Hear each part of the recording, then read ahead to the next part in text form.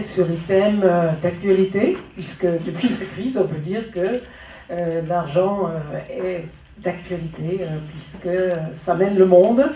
Depuis toujours, bien sûr, mais quand il y a une crise comme ça, je pense qu'elle est systémique et elle contamine non seulement la planète, les humains, les animaux, l'écologie en général. C'est quelque chose de très grave qui se passe. Et donc, la question après sa conférence qui va être posée sera l'argent fait-il le bonheur? Et donc, quand j'ai vu la crise en 2008-2009, je me suis dit, attends, il y a des gens, je voyageais un petit peu en France à l'époque, et j'ai vu des gens à Megève, super bien habillés, vraiment très riches, qui dépensaient sans compter.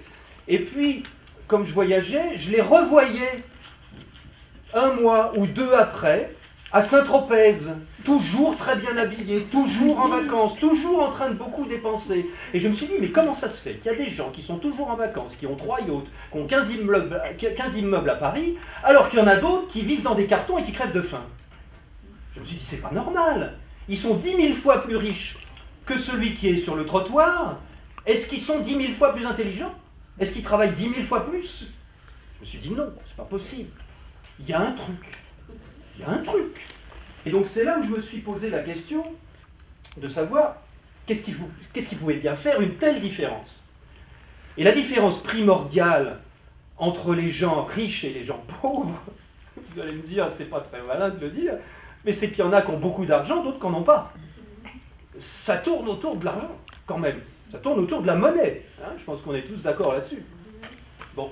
Donc je me suis dit, et c'était mystérieux pour moi depuis toujours. Depuis toujours aussi, je me suis, comme vous sûrement, demandé qu'est-ce que c'est la monnaie?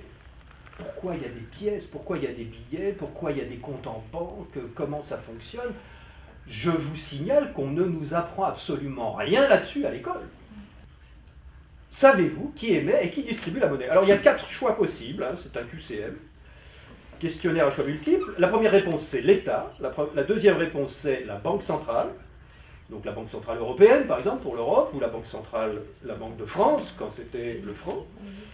Alors, troisième choix, attention, les banques ordinaires, les banques des coins de la rue, les banques commerciales. Ce que les banquiers, les économistes appellent les banques de second rang. Parce qu'il y a la Banque centrale et les banques de second rang, les banques commerciales du coin de la rue. Et quatrième choix, les citoyens. Alors une des choses qui m'ont motivé aussi pour essayer de découvrir tout ça, c'est la dette. Parce que vous allez voir que la monnaie, l'émission monétaire, la création monétaire et la distribution monétaire, c'est intimement lié au phénomène de la dette. Pourquoi? Ça a l'air bizarre, pourtant. Quand on a une dette, c'est parce qu'on a emprunté, qu'on a prêté, ou qu'on a emprunté pour faire quelque chose, qu'on n'arrive pas à rembourser. Voilà, c'est ça une dette. Alors pourquoi est-ce que la monnaie et la dette sont liées? Eh bien, c'est à cause du paradoxe de la belle-sœur. Alors, on a tous dans notre famille, je prends la belle-sœur parce que c'est rigolo, mais on a tous un frère, une sœur, un beau-frère, une belle-sœur, qui un jour a emprunté de l'argent dans une banque pour acheter une petite maison qu'elle veut faire construire, ou un studio, ou refaire sa cuisine, etc. Donc on va dire la belle-sœur, elle veut se faire construire, voilà, ça sera très bien, une petite maison qui vaut 100 000 €. Vraiment une petite maison dans la Creuse. La monnaie fiduciaire, les pièces et les billets. Et il y a une deuxième partie de monnaie qui s'appelle la monnaie scripturale. Je vois bien. Là, je vois qu'on a des experts. Là. On est en bonne compagnie. C'est très bien. Donc, la monnaie, c'est quoi la monnaie scripturale? C'est la monnaie qui est créée. Scripturale, écriture. Scripture et écriture, hein, d'accord. C'est la monnaie qui est créée avec une écriture. Maintenant, avec quoi on écrit? Avec un clavier. Donc, la monnaie scripturale, c'est la monnaie qui réside sur nos comptes bancaires. C'est les petits chiffres qu'on a en bas de notre relevé de banque et qui nous disent vous êtes à plus 500 ou plus 5000. C'est le solde. Alors, la question c'est quelle est la proportion entre les pièces et les billets et ça? La monnaie qui réside sur nos comptes bancaires. À votre avis? 3%. Combien? 3. 3% de Pièces par rapport de pièces billets, donc 97% de monnaie sur les comptes bancaires. Oui. Ah oui, on a des bons élèves. En Angleterre, c'est 97% de monnaie bancaire, 3% de pièces et billets. En Allemagne, c'est un peu plus de pièces et billets, parce qu'ils aiment bien avoir des sous dans la poche, c'est 85-15, je crois. En moyenne, en gros, c'est 95-5. En gros. Et la question qui tue, c'est, à 10h moins le quart, au moment où la belle-sœur met sa main sur la poignée de la porte de la banque, où sont les 100 000 euros? Donc, la belle-sœur, qu'est-ce que vous lui dites au banquier? Je veux 100 000 euros. Oh bah dis donc, c'est... Ah, mais une naissance, 100 000 euros. Et vous, qu'est-ce que vous lui répondez? Ben oui. Ah bah non, il est gentil. C'est ma belle. Non, c'est une cliente. Ah ouais, Donc, il faut augmenter votre bilan à l'actif et au passif, c'est un peu compliqué, il faut taper plusieurs fois. 100 000 euros, voilà. Voilà. Vous retournez, s'il est vide, attention, s'il y a l'argent dedans, vous le retournez, l'argent va tomber. Ah oui. Donc, je sais pas, regarde, donnez-le. Regardez s'il y a l'argent dedans. Oh, oh là là. La maison. On les applaudit bien fort. Quand on fait un actif et un passif, on met ce qu'on a à gauche, ce qu'on doit à droite, on fait la différence, et la différence, c'est le capital. Qu'on met aussi à droite de manière à ce que les deux colonnes soient équilibrées. Et bien, ce qui est important, c'est ce document-là que Madame la belle-sœur a signé. C'est son accord de prêt. Pourquoi est-ce qu'elle l'a signé avec son sang? Parce que ça veut dire qu'elle s'engage à travailler pendant 10 ans pour rembourser les 100 000 euros de principal, mais il va falloir qu'elle travaille aussi pendant 10 ans de plus pour rembourser 100 000 euros d'intérêt. L'engagement, la reconnaissance de dette de la belle-sœur qui s'engage à payer, à rembourser 100 000 euros, le banquier la met à l'actif. Ce qui l'autorise à créer simultanément un passif du même montant, 100 000 à gauche, 100 000 à droite, et ces 100 000 à droite, il les donne à la belle-sœur, qui devient son capital à elle, qui devient son nouveau capital. Donc, du point de vue du banquier, il a plus 100 000 d'un côté, moins 100 000 de l'autre, puisqu'il les a sortis dehors. Donc, en fait, l'argent qu'elle vient de recevoir, le banquier, c'est une dette pour lui, envers la belle-sœur. Les comptes des épargnants n'ont absolument pas bougé. Par contre, le compte de la belle-sœur, il a augmenté de 100 000 euros.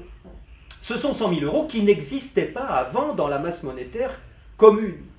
Ces 100 000 euros, c'est 100 000 euros de plus, qui vont permettre de faire bosser les maçons, les plombiers, etc. Alors que dans les effets positifs, il fallait acheter tout de suite parce qu'on se disait c'est génial, dans 2 ans ça va monter, je revendrai, je gagne de l'argent. Là maintenant on se dit il faut vendre tout de suite parce que si j'attends ça va se casser la gueule, je vais perdre de l'argent. Pour que nous ayons toujours à peu près une quantité stable de monnaie dans notre économie, il faut qu'il y ait tout le temps des nouveaux emprunteurs qui arrivent pour compenser les anciens emprunteurs qui remboursent. C'est un flux. Mais il faut qu'au milieu, il y ait toujours à peu près le même stock. C'est une brique de monnaie que la belle-sœur a créée. C'est une brique de monnaie en plus pour nous. On est content. Mais pour créer cette brique de monnaie, elle s'est engagée à la rembourser. Donc, elle a eu d'autres briques de principal à rendre à la banque. Si elle rend cette brique-là, la dette est annulée. Mais les intérêts sur 20 ans, il faut les rembourser. Donc pour avoir cette brique de monnaie, il a fallu elle a 2 briques de dette à rembourser. Elle a une brique de principal et une brique d'intérêt. Donc cette brique d'intérêt-là, comment elle va faire pour la payer? C'est ça la question. Quelqu'un a une idée? Elle va économiser encore plus. Elle peut éventuellement aller pomper de l'énergie, aller pomper de l'argent dans toute la société pour rembourser son crédit. N'empêche qu'il y aura toujours 100 000 euros de moins dans la société. Donc si on veut que notre baignoire reste remplie, il faut que ces 100 000 euros-là, ils existent quelque part. Il faut les emprunter. Donc la meilleure solution, c'est que quelqu'un d'autre arrive et vienne faire un emprunt. Mais en empruntant ces 100 000 euros-là, bah, ce monsieur-là, ou cette dame-là, il faut qu'il s'engage lui aussi à les rembourser. Donc ces 100 000 euros-là, ils font une brique de dette aussi. Mais il a aussi des intérêts à rembourser sur cette brique de monnaie-là. Donc ça fait une brique en plus. Et là, on est face à un mur, puisque la croissance normale d'une économie, d'une planète, au mieux, c'est une croissance linéaire, comme ça. C'est la croissance de la productivité, c'est la croissance de l'intelligence humaine. Mais la croissance habituelle dans un monde normal, dans un monde humain, dans un monde vivant, c'est qu'on grandit au début comme un enfant, comme un arbre, et après ça s'arrête petit à petit. Une population dans un environnement normal, elle grandit au début, et puis après elle se stabilise. C'est peut-être ce qui est en train de se passer au niveau planétaire d'ailleurs. Et donc, on ne peut pas mathématiquement rémunérer des intérêts exponentiels avec une planète normale. Ah oui, mais la dette publique, le déficit public, c'est mal. Et oui, mais je peux vous dire que s'il n'y avait pas de déficit public en ce moment, ça serait bien pire que maintenant. Parce qu'il y aura encore moins de monnaie d'échange pour faire nos transactions, et il y aurait bien plus de chômage. Donc le déficit public, il est construit avec, dans un système monétaire comme ça. Ce sont les crédits qui font les dépôts. Et non pas, comme tout le monde croit, ce sont les dépôts des épargnants qui permettent de faire les crédits. C'est l'inverse. Donc, dans un système comme ça, si on y réfléchit, c'est les gens qui ont un peu plus d'argent qui touchent les intérêts, et c'est les gens qui n'en ont pas assez qui payent les intérêts. Donc, les riches s'enrichissent, les pauvres s'appauvrissent. Même les plus grosses entreprises du pays vont être obligées de venir emprunter. Donc, c'est très normal, finalement, que la politique se soit alliée à la finance, parce que c'est une synergie tout à fait naturelle. Que d'un côté, l'État qui a perdu son droit régalien de créer sa propre monnaie à taux zéro, qu'il l'a confiée par défaut aux banques, c'est tout à fait normal que la politique et les États soient finalement deux milieux complètement perméables l'un à l'autre. Parce que le pouvoir de l'État permet de taxer la population qui va permettre de faire payer les intérêts, et le pouvoir bancaire va permettre de créer la monnaie qui va être l'objet de cette taxe qui circule. Déjà, comprenez bien comment fonctionne le système, et puis après, parlez-en autour de vous. Parce que ce qui est en train de se passer, c'est que c'est comme une poêle de pop-corn. Vous savez, au début, il ne se passe rien, il n'y a pas un pop-corn qui pète, on attend, et puis à un moment, paf, juste quand on soulève le couvercle, paf, il y en a un qui pète. Bon, on remet le couvercle. Et puis là, paf, paf, paf, paf, paf, paf, paf, ils se mettent tous à péter. Là, c'est ce qui est en train de se passer en ce moment, en France et dans le monde, à propos de la monnaie. Une bulle et une pyramide, d'abord, est-ce que c'est pas la même chose? Et quand est-ce que ça pète? Et quel est le rapport entre ça a l'air d'être la même chose, les briques exponentielles et la bulle qui pète? Les briques, c'est pour montrer qu'il y a une progression exponentielle qui est impossible à soutenir. Bon. Et le fait qu'une bulle se forme, si une bulle se forme, c'est parce qu'il y a des nouveaux intervenants qui arrivent et qui font gonfler la bulle, et puis des nouveaux intervenants, et puis des nouveaux intervenants, puis à un moment, tout le monde est dans la bulle.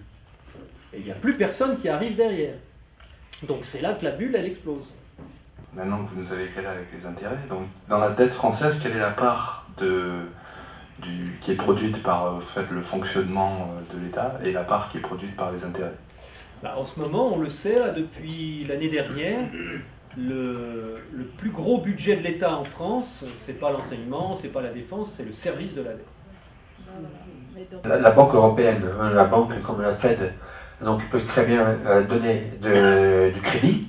Donc elle fait une création de monnaie, et ça fait une brique verte qui va se créer, il n'y a pas de dette, il n'y a pas de brique rouge qui va se créer à nouveau.